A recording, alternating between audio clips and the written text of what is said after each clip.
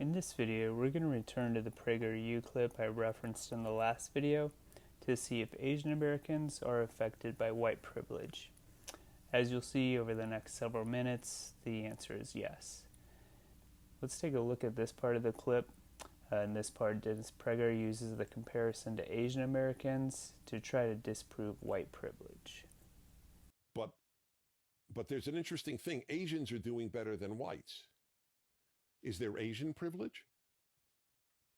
Why not? Why don't they speak about Asian privilege? So the first thing to question about this clip, which is the issue with many PragerU clips, is what measurement is he using to compare whites and Asians? He says they're doing better, but what does he mean by doing better? Are they living longer? Is their income higher? Is it some crazy comparison like they don't go bald as fast as white Americans? I'm going to try to avoid PragerU videos going forward because they don't define or source their ideas very well, but it's good to have an idea of how the argument is being presented. So the way we're going to measure the doing better idea is by comparing education, income, and career success. These are measurable comparisons, and most people would accept that they are good measurements to see if one group is doing better than another. Most people would tend to agree Asian Americans are high academic achievers, and income and career success is one way to see if academic achievement produces positive returns. So let's go ahead and take a look and see if there is Asian privilege, and if white privilege is just a myth, especially when comparing to Asian Americans. First, we need to look at the history of Asian American immigration. It's important to remember that there is a history of racism against Asian Americans. The Chinese Exclusion Act of 1882 and the internment camps in World War II are just a couple of the better known examples. So in 1965, the Immigration and Nationality Act was passed, also known as the Hart-Celler Act. Before this, immigrants were mostly white and from Europe and Canada. Civil rights during the 1960s made major changes throughout the country, and one change was to allow migration from all continents. Priority turned towards family members living in America and professionals and individuals with special working skills. Starting in the 1970s, we saw a large increase in the number of Asian immigrants. Year after year, the number of Asians immigrating to the U.S. grew, and the number is still growing. So one characteristic of Asian immigrants is that they're hyper-selective. This means that they're more likely to have college degrees compared to the country of origin, and also the country they're migrating to, in this case, the U.S.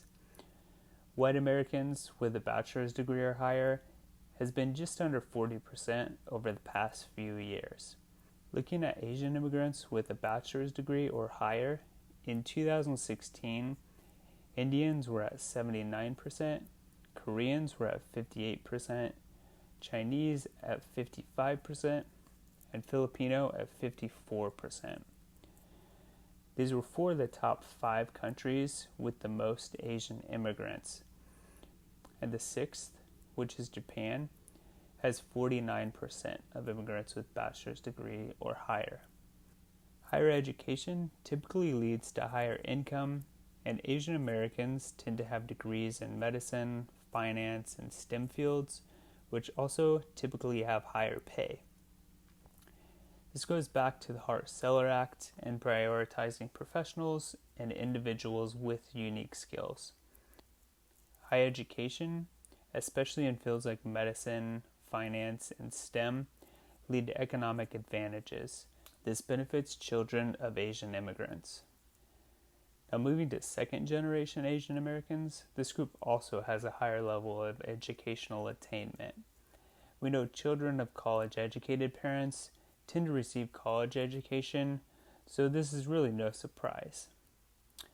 From a study by Tran, looking at bachelor's degree or higher, Indian second-generation immigrants come in at 80%.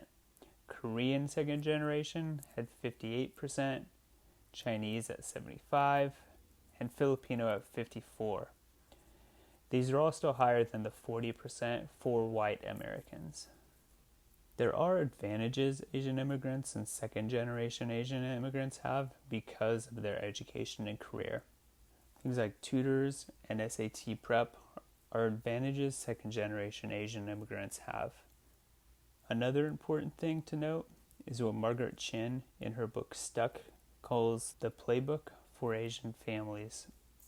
It's this idea that emphasizes the attitudes young people should cultivate, aiming to achieve on one's own, keeping one's head down, working hard, and concealing any failure. It also prescribes the sort of careers that Asian Americans are expected to pursue: professional work, medicine, and law. They're not expected to pursue careers in the arts, where success is less quantifiable and failure a greater risk. Some of these ideas are stereotypical of Asian Americans. The work hard, keep your head down high achievers are some of the things that come to mind when people think of Asian Americans. Just because Asian Americans are successful academically, have high employment, and high wages doesn't mean that there is privilege Asian Americans have. Success from working hard is not a privilege of one's race. An example of privilege is, say, if one race had a disproportionate amount of managers and executives compared to the number of professional workers. Oh, wait. It looks like we've stumbled across one example of why there isn't Asian privilege, and in fact, an example of white privilege. From a 2017 article by Laura Colby, Asian Americans make up 12% of U.S. professionals, but only 5% of executives. This is where Asian Americans tend to stop seeing their educational advantages. And it's being called the bamboo ceiling. Asian Americans are higher achievers in school, and they earn high-paying jobs, but they stall after that, and they aren't promoted to managers and executives, especially compared to whites. The Playbook is great at explaining how to succeed all the way up until job promotion happens. Looking at a study from Ascend by Guy and Peck that looked at Silicon Valley professionals, we can see the difference between executives and managers and compare different races. The Ascend study looked at executive and manager parities, which is the percent of executives or managers, whichever you're comparing, divided by the percent of professionals. The number is below 1 if there is a larger percent of professionals compared to the percent of managers or executives.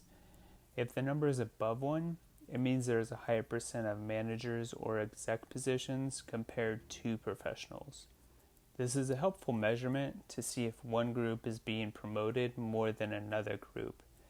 Just looking at the executive parity index, Asian American men were at 0.62 and Asian American women were at 0.34. For men, that 0.62 was nearly tied for the lowest out of all the races being compared, and Asian American women had the lowest executive parity index out of all the groups. White men and white women were the two highest and were the only groups above the break-even of 1. White women were actually higher than every minority group, both men and women. This is a strong argument for white privilege in the workplace, which we'll get into a little bit later. Now, I need to say that men still dominate, and even though women are seeing an increase, there is a lot of work that needs to be done to make women equal to men in this category. I'm not trying to argue against that, but it's important to note that white men and women have an advantage. Another example we can see is the CEOs of Fortune 500 companies. The most recent data suggests around 8% of Fortune 500 companies have an Asian American CEO. Now, this is higher than the 6% of the Asian American population, but Asian Americans have a higher rate of bachelor's and graduate degrees compared to other races, so they should have some sort of an advantage there. Going off the 12% number from the Colby article I referenced earlier, Asian Americans are still 4% lower than where they should be. The 12% number is what we should be using, not the 6% Asian population. It's also important to note the 8% is higher than usual. Recently, that number has been closer to 6% and as low as 3.4%.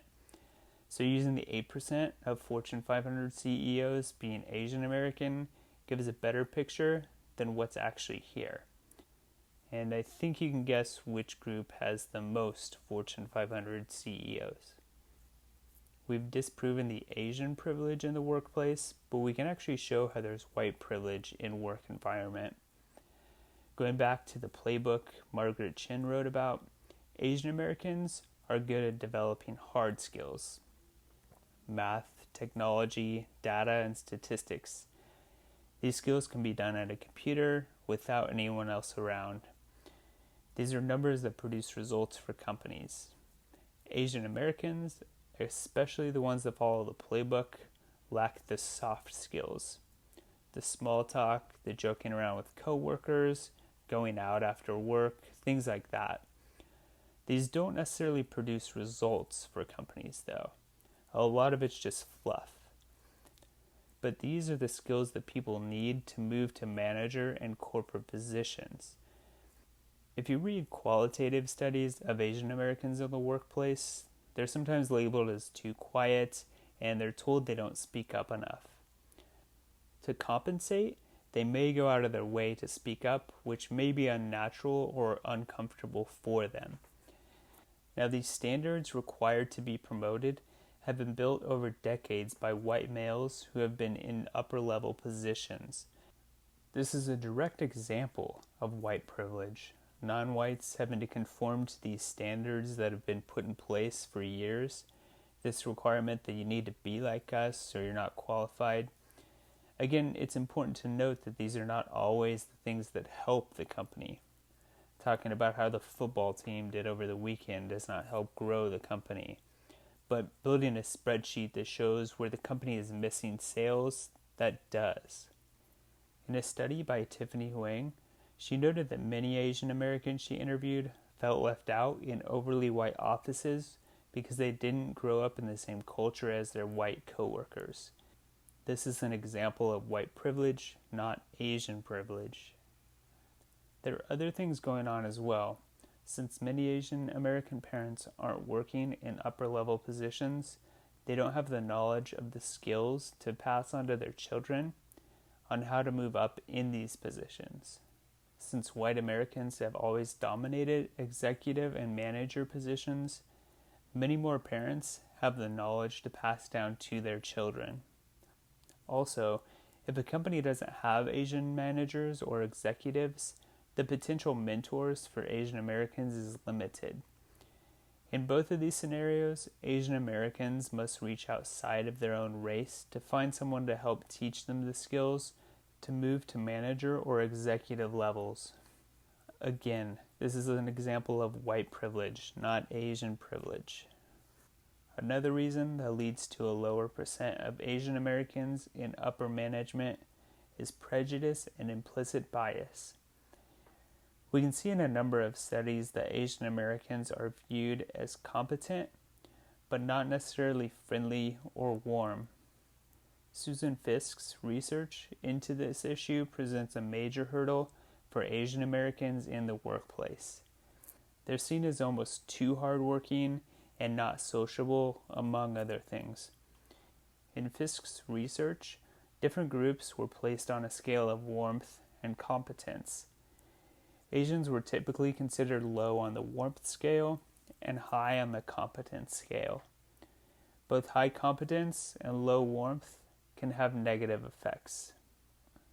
The antisocial stereotype, or the low warmth I've discussed, makes it difficult for Asian Americans to move up. But the stereotype of hard worker is a positive stereotype which can have negative effects. If an Asian American works hard and produces good work that reinforces the stereotype, it can lead to them not being promoted because they're in a good position where they are. It can also be negative because if they don't perform well and they don't overachieve, they may be looked at more negatively than other employees. Fisk also wrote about the low warmth, high competence, and how it can lead to envy. Other groups with low warmth and high competence were Jews and rich people. Envy can be another reason why someone is not promoted. We also need to look at white upper-level decision makers. Groups that were high on warmth and high on competence were typically groups that you're in. A white upper-level decision maker may decide to promote a white employee over an Asian American because the decision maker feels the white employee is both competent and warm.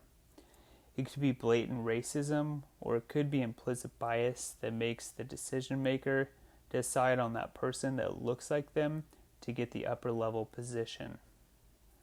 The absence of an Asian American in an upper level position may also prevent current managers and executives from promoting an Asian American. Having an Asian American in an upper level position can provide proof that other Asian Americans can succeed, and it gives a voice for Asian Americans that they may be able to move up. Now that we've looked at the most educated and highest earners, we also need to look at the other end of the spectrum. Here too, we find a lack of Asian privilege and a stronger evidence of white privilege. One thing to note before looking at these numbers is roughly half of all Asian Americans live in high cost of living cities and states. California, especially San Francisco and Los Angeles, New York City, Chicago, and Hawaii. Now, compared to white Americans, Asian Americans have higher incomes when comparing the 90th percentile. So the very top is doing well. This shouldn't be a surprise since Asian Americans have high education and are in STEM fields, medical fields, and other high-paying occupations. But looking at the 10th percentile, the lowest tenth of each group, Asian Americans are lower than whites, roughly $2,500. So right away we can see a difference when comparing the lowest percentile. We can also see that Asian Americans in the 10th percentile have only seen their wages grow by 11%. This is much lower than the 45% increase whites in the 10th percentile have seen, and lower than Hispanics and blacks. The ratio of the 90th percentile compared to the 10th percentile for Asian Americans is the highest compared to whites, Hispanics, and blacks. And whites with Hispanics have the lowest ratio. Now this shows that while the incomes at the very top for Asian Americans is very high, the lowest income earners are still struggling. And this helps disprove the idea of Asian privilege. We can look at other numbers and see the percent of Asian Americans living below the poverty line in New York City is twice the percent of whites. This is just one city, but there were nearly 1.3 million Asian Americans living in New York City in 2016. In 2018, the poverty rate of Asian Americans in the U.S. was 10.1%, and white, non-Hispanic, was 8.1%. Again, we can see whites are better off. Since there's a large percent of Asian Americans with bachelor's degree or higher, we expect the top Asian Americans to have high incomes. That's why it's important to look at the poverty rates and low-income earners. These groups have lower rates of college education, so we can get a better idea if Asian Americans naturally have an advantage and if, as Dennis Prager would say, are doing better than white Americans. Along with the other information presented, the higher percent of Asian Americans in poverty provides evidence that it's not Asian privilege, but instead high achievement that helps Asian Americans. Like we've seen though, even that can only take you so far. Thanks for watching. Like, subscribe, and comment. And let me know if you have any other issues you want me to tackle. Thanks.